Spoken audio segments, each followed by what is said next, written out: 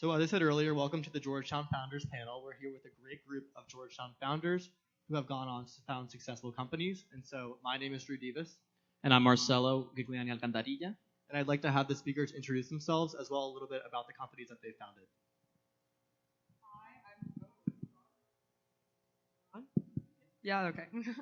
Hi, I'm Sabrina. I'm one of the co-founders of 4am Skin with Jade right here. Should I just talk about 4am now? All right. So 4am is a luxury skincare brand. We make all-in-one products that you can feel good about, that are easy enough to do at 4am. We're trying to elevate out of the drugstore into luxury what it means to have easy skincare.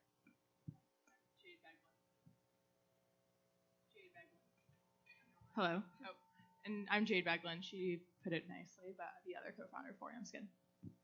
I'm Michael Moriarty, graduated 2020, co-founder of Orka Beverage Company with Nash. How's it going? Orka is a energy drink that tastes like water. Thanks, guys. Could you guys just give everyone in the audience just a quick insight as to what made you really decide to found your companies? And what need do you see yourselves serving in the market? I think it started off, honestly, I was not a skincare person coming out of college. My first job was in finance in New York.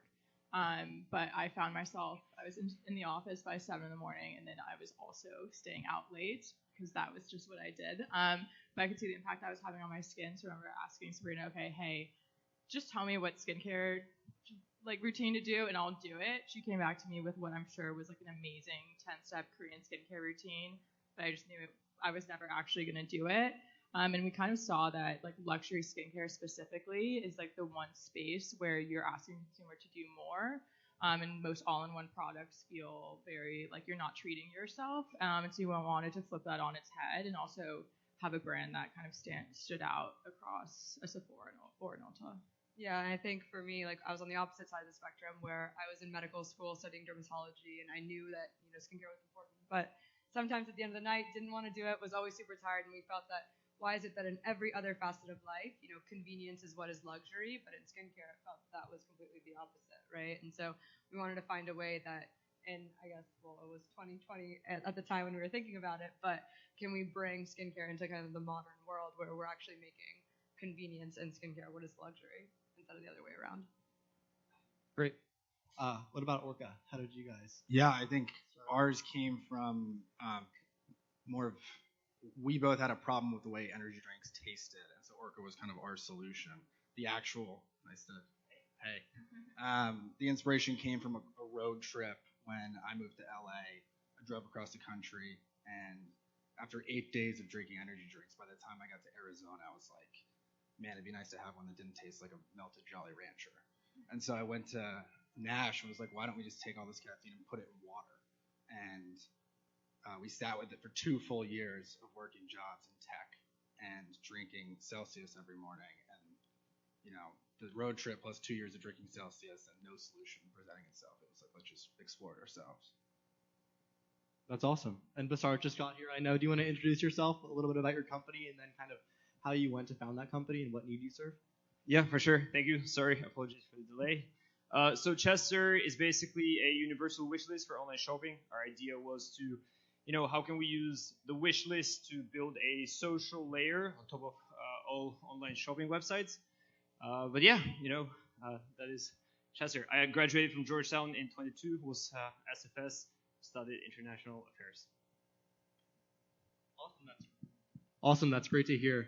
And I know all of you touched on this a little bit about the career that you had before you went to found your startups. And I'd like to hear a little bit more about that transition. So for those of you who didn't immediately leave Georgetown and start your startups, what did you do before? How did you realize that wasn't for you? And then how did you go on to then found your startup? What was that transition like? Again, we can start with y'all. All right. So I actually stayed at Georgetown, double Hoya. So I was also Georgetown Med of now 26 because I'm delaying it. I keep delaying it every year. But what happened was that we were working on 4am full time while I was in med school, and Jade had her full-time job, and there just came to a point where it was, hey, there's so much traction for this company, and there's so much press, and there's so much stuff I have to do that I'm compromising both of my jobs of what I'm doing, and medicine would always be there, but the traction for 4am probably wouldn't be. if we didn't capitalize on it. So I went to my deans at the med school, and they were like, yeah, we've seen the articles. We knew that this meeting was coming. We'll be here when you want to come back. But they've been very supportive, so I'm very grateful for Georgetown wanting to, help me out with that. But it was really just the fact that we were like, okay, if not now, when? And so just taking that leap of faith together. Yeah, my first job it's funny because at Georgetown, basically every extracurricular I did was like finance related. Sorry. I worked at the endowment all 4 years. Was head of Georgetown Collegiate Investors, which I don't even know if it's still a thing. But so interned for 2 summers at JP Morgan, and then worked there on their trading desk for my first year out of college. I kind of knew. I actually think when I was interning at JP, I didn't mind the day-to-day of what I was doing. I think it was actually once I went full-time and I was like, oh, there's no end date to this. I just have to keep doing this forever. That doesn't sound fun. So that pretty much at that point, I remember I did like tons of like pros and cons. This was like before kind of even 4am had become what it was now, but I remember DMing a bunch of people on LinkedIn who were 1 year out of college and asking them, hey, do you hate your job as much as I do? And like, if you don't, what do you do and what do you like about it?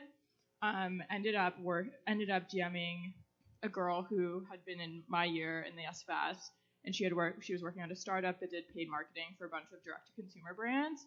And she like loved what she did, and she was like, it's great, you get to like learn, it's a startup environment, but you get to learn what all these other startups are doing, and kind of learning how to build brands and using data to do so.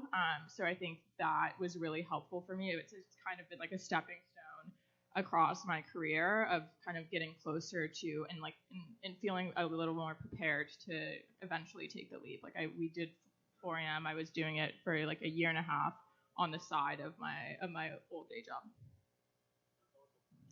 Nash and Michael, do you want to touch on this a little bit? Because I know you definitely had some experience before starting Orka.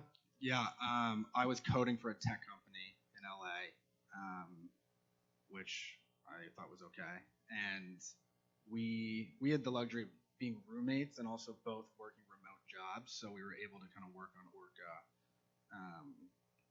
a lot and bring it to the place where it was a lot easier to make the leap because we worked on it for 9 months. Probably when we should have been doing our other jobs, but whatever. Yeah, I worked at a health tech company called Metadata out of college. I didn't really have any idea what I wanted to do in college and just sort of stumbled into that job, which was all right. I wasn't super passionate about it, but when Mike approached me with the idea for Orka, I was like, yeah, like let's do that. I think it was an easy transition for me. I think one of the best things you can do if you do want to work at a startup, I think either in college or after, is try and work at like a Series A or Series B company. I think the best way to sort of be inspired to make the jump is to sort of see how the bread is made in person. And so I had the luck of doing it at a Series C startup, took 2 years off from Georgetown, and then worked in venture at a few firms like City Ventures and Andreessen, where I saw more founders starting companies 0 to 1. But it's always way easier to do it. I'm sort of always impressed by people who just make the jump themselves, and that's awesome. But yeah, that's sort of my main advice. Thank you guys so much for that. And so we're surrounded now by 2 companies that you guys are both co-founders. Could we just ask, for those of you who do have co-founders, could you speak a bit about each other, how you found each other, how that process has been, working alongside each other, and how do your skill sets really complement each other? Yeah, I mean, we met at Georgetown. I was 2 years above Sabrina, but we were really close friends like our entire time here. And I think recently I've at least personally seen like a lot of co-founder breakups, and it feels very foreign to me because I don't think we've like ever really had any major disagreements. I think specifically what's like most important if you're going into business with someone, especially I think is knowing being that you can be upfront with the person, and like if obviously we have disagreements, but we always kind of say our side of the disagreement and say, okay, I don't think we should do this for XYZ reasons. Why do you disagree with me? And I think just like not holding grudges and always being upfront about that is like is number one. Yeah, and I think what everyone needs to realize, or like what we realized at the beginning, was that we don't know what we're doing. No one knows what they're doing when they start a startup, right? And so if I made a mistake, there's just the same likelihood that Jade would make the mistake, and vice versa. And instead of placing blame, holding grudges, whatever, we're like, okay, how can we as a team, because that is what we are, a team, right? Move forward and do what's best for both of us and for 4 a.m. And I think having that strategy has been the best way for us to, deal with any disagreements or anything like that.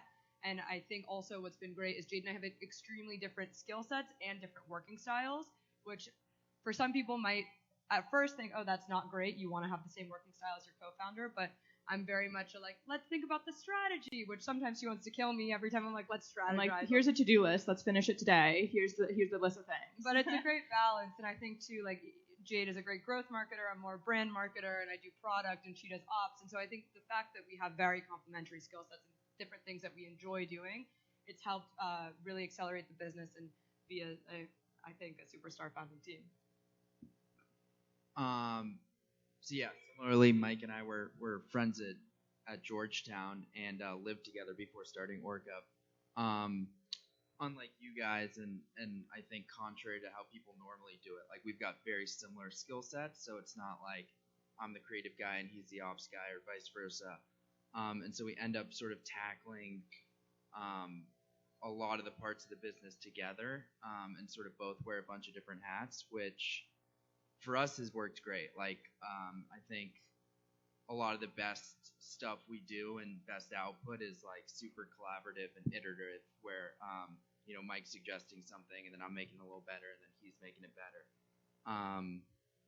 So that's how we work together. That's great to hear from all of you. I love the co-founder dynamic, and I think you can really bring a lot of energy to building a team. We'll start with you for this one. A lot of your startups have gained a ton of traction in the early stages. So what strategy do you feel was most effective in gaining initial traction for Chester? Yeah, I think that's a good question, because right now, for those of you who have sort of been part of the venture conversations, consumer is being beat up by everyone. I mean, consumer is the one field that no one wants to touch. And so I think the reason behind that is because the cost of sort of customer acquisition has gotten super expensive with the sort of Apple privacy policies that were put in place a few years ago. They look good from the PR perspective, but in the side of businesses and sort of small apps, it made advertising in general much more expensive and not targeted enough. So, for Chester, what really worked well was SEO. So for those of you that sort of haven't heard that random term, it means basically just creating a lot of content for our website that if people search for terms like wish list or online shopping, our website comes up as number one and they install the extension. That has been sort of our most reliable way so far. But I think more than that, it's just building a good product. I think as long as you build a good product, people will tell their friends, they'll share it with others, in the face of very expensive ads, these are some of the strategies that have worked for us. Awesome, thanks so much for that. And now for 4 a.m. Skin, on the lines of traction, you've landed a lot of notable partnerships with Patron, 818 Tequila, and many social media influencers. How central to your growth have these partnerships been, and how did you go about landing them, growing upon them, and really, capturing all the traction and the views and the outreach that those give you?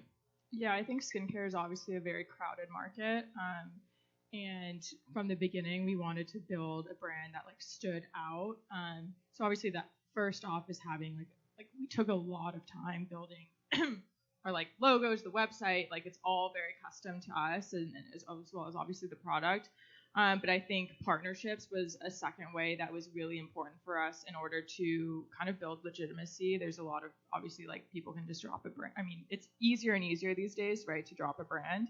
And I think one, in terms of getting partnerships, I think the thing that has helped us the most, and this is actually an actionable tip, is we, for example, for 818, I from a friend of a friend had gotten an email address of someone who worked at 818. We put together, we were like, okay, it would be really cool. They hadn't done an event in New York yet. We were like, we want to do an event with them, and like, let's, like, we could invite really cool people and blah, blah, blah, blah, blah. And so when we got the email address, we built out an entire deck of, say, and so the name of the event series was Late Nights, Early Mornings. We were like, this is where it's going to be. Here's who's going to show up. Here's the past press that we've gotten for our events. And that's why you should partner with us. All we need for you is you to sponsor the event with alcohol. And if you want to bring people, you can, but like we also have it all covered. So making it super easy, especially when you're obviously like a smaller brand that they don't know who you are, to be like, oh yeah, for sure. Like this is you, like if you're a partnerships manager at a brand, you're like, oh great, my job is done. So I think that has been the number one way that we've gotten partnerships, is just being super specific about our asks from day one. Because I even see like in our DMs, we get a bunch of people being like, oh, like let's collab. And I'm like, what does that mean? You're putting a lot of work on us when even if it's a brand that we know well, I'd be like, okay, like let's figure something out. But if we don't know you, like why? But really giving that intent up front has been super powerful for us. And then I think that sort of builds upon itself. Like we did a partnership with Barry's Boot Camp in LA a couple months ago, and that was actually inbound to us. They had reached out. So I think once you kind of it kind of builds upon itself. Yeah, it's kind of like a snowball effect, right? Because then Barry's came to us and was like, hey, we want to drop a product with you. We want you to help with our 25th birthday. It was us, Liquid IV, and Celsius, which is like $2 billion companies, and a scrappy little startup. But it's been really cool to see that snowball effect of, when you put in all the sweat and the work and you make people's lives easy, you just get the reputation that, okay, the 4 a.m. girls hustle and they can put on a good event and it will be cool. And I think a big part of that too is we've gotten really specific on our community that are our customers and the influencers that we talk to.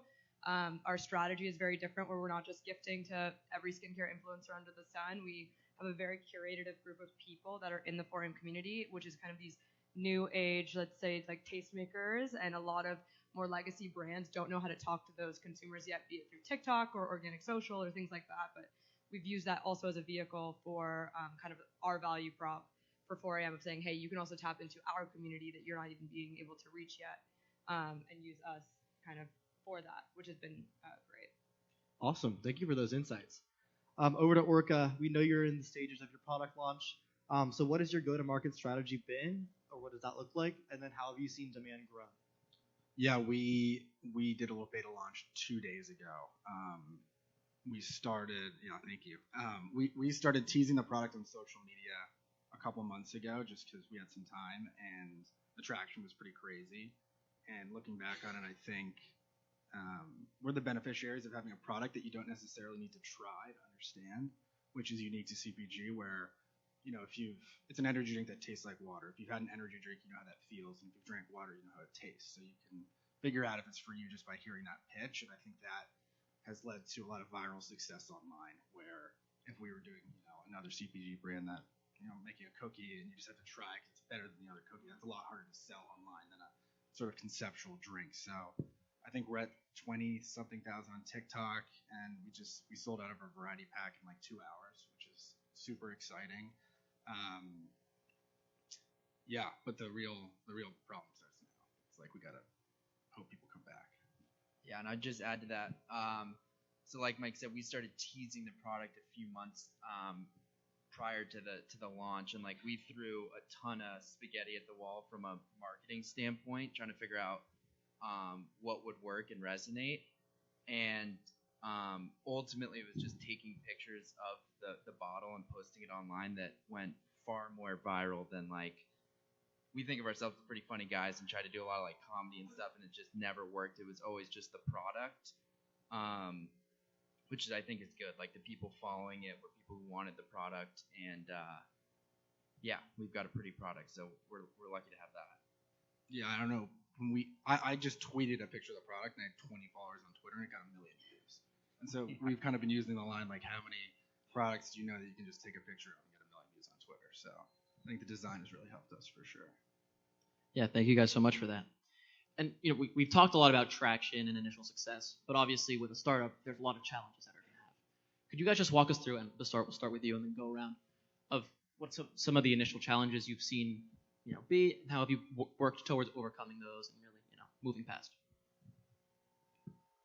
Yeah, I think when you start anything new, the main challenge is figuring out that you're building something that people actually want. That is always sort of a very surprising challenge because you've convinced yourself that it works. You've convinced maybe your friends, your mom, everyone is very supportive. But how do you validate the idea with complete strangers?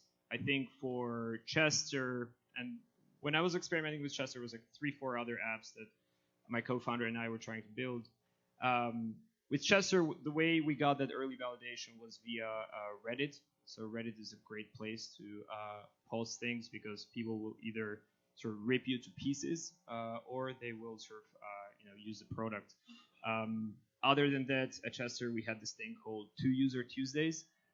So what we try to do is every Tuesday we try to talk with 2 users and sort of get their honest thoughts and feedback. But yeah.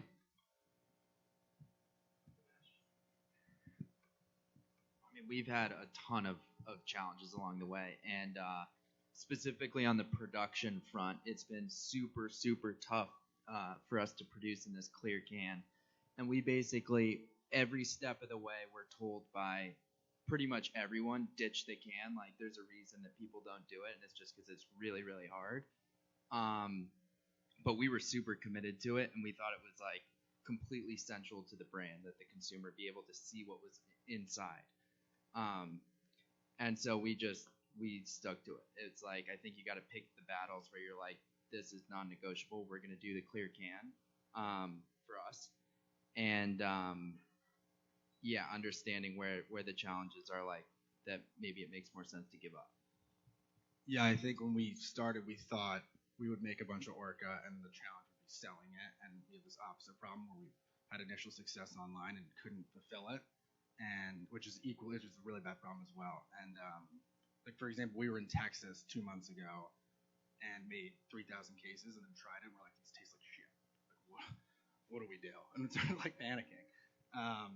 But I think we both are. It's been fun. It's like fun to put out fires, and we tried it, and then immediately just are sitting in the conference room of this factory in Texas, planning the next run, and like seeing how quickly we can solve it. So the problems are just surprising, and so you think they're going to come from one place, and that's really easy, and another. But yeah. Sabrina and Jade. Yeah, I mean, I actually think to echo Orka, we went. I think our product SKU lineup, we only have like 3 SKUs. It's not super complicated, and so I think we had gone for a bit, like every month we were like, okay, how do we think of a new way to make this interesting because it's the same product? And then over the course of the summer, we saw like a bunch of traction on TikTok, etc. And then so the problem flipped into our lead time was 3 months, and we have a lot of demand now, and we like sold out our site, and like and just basically balancing all of those things, like you're the chain, like what the main like problem that you're solving for can literally change like day over day. And so just being able to be and I think they're both great. I mean, they're both problems and that you're solving at different times, but I think that is just being able to be prepared for that is the main thing.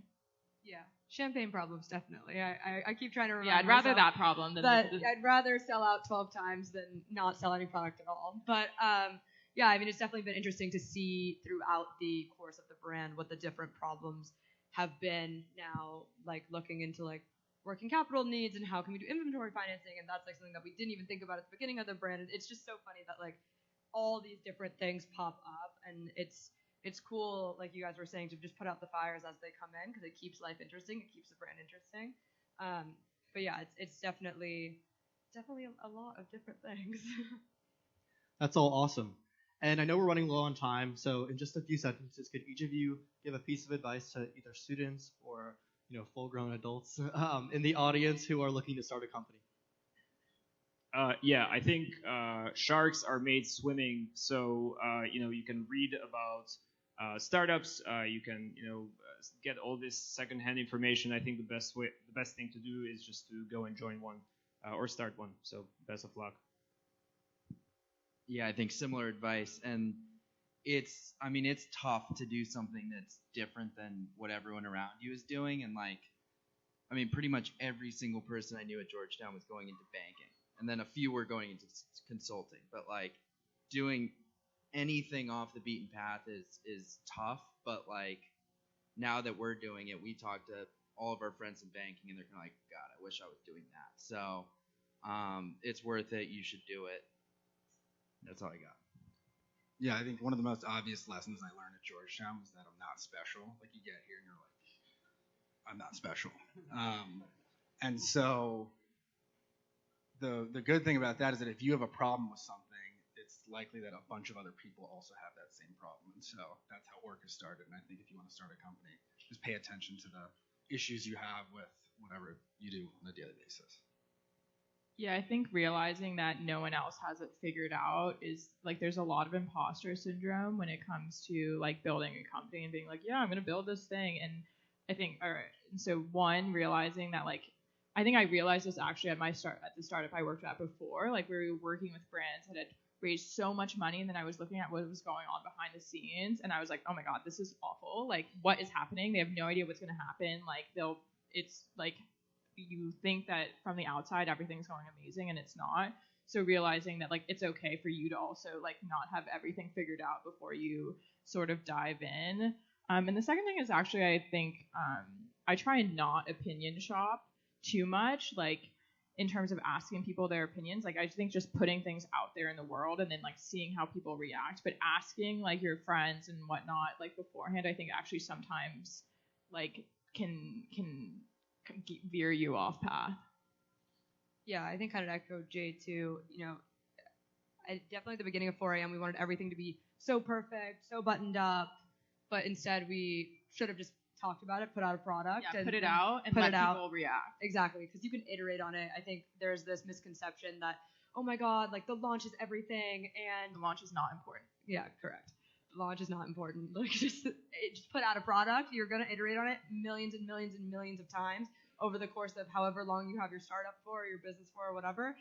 And it doesn't actually matter that much what the initial thing is, because you're gonna get customer validation, customer insights, and just being nimble and being able to switch on whatever's going on from consumer advice is really how I think you should go and talk about it early. I think we were also very secretive about 4 a.m. at the beginning. No reason to be. No reason. If you have an idea, you are a founder now. So tell everyone that, because you never know who you're going to sit next to that's going to be able to help you, that's going to introduce you to someone that's in the same field or an investor that's interested. Just start talking about it from day one that you have the idea. You are the founder of that thing. Well, thank you guys all so much for that incredible advice. And again, a huge thank you to all the speakers today for coming, again, giving us some of your time, and giving everyone in the audience incredible insights.